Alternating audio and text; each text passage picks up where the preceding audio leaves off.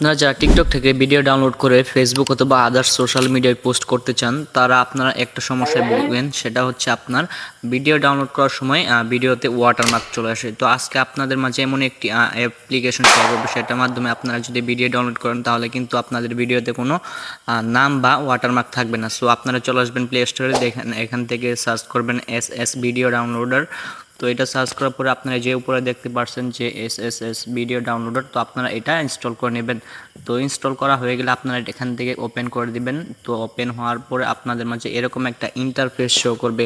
তো আপনারা এখন চলে যাবেন আপনাদের টিকটক অ্যাপ্লিকেশনটাতে, যেটা আপনারা যে ভিডিওটা ডাউনলোড করতে চান সেটার উপরে যে শেয়ার অপশনে ক্লিক করবেন। দেন হচ্ছে এখান থেকে আপনারা যে ভিডিওর লিঙ্কটা কপি করে নেবেন। সো আমার ভিডিওর লিঙ্কটি কপি করা শেষ হয়েছে। তো এখন আমি আবার চলে যাব সেই অ্যাপ্লিকেশনটাতে। তো আপনারা দেখতে পাচ্ছেন যে এখানে পেস্ট একটা অপশন আছে, এটার উপরে ক্লিক করলে অটোমেটিক পেস্ট হয়ে যাবে। সো এখানে পেস্ট হয়ে গেছে। আপনারা যদি এখন ডাউনলোডে ক্লিক করেন তাও আপনাদের ভিডিওটি ডাউনলোড একদম খুব সহজেই হয়ে যাবে। সো আপনারা একটু ওয়েট করবেন। আপনার চাইলে কিন্তু এখান থেকে ভিডিওটির রেজুলেশন সিলেক্ট করতে পারবেন। সো আপনাদের রেজুলেশন অনুযায়ী আপনারা ভিডিওটি ডাউনলোড করবেন। সো আমি এটা যেহেতু এইচডি মোডে সেভ করতেছি, দেখুন আমার ভিডিওটি কিন্তু ডাউনলোড হয়ে যাচ্ছে।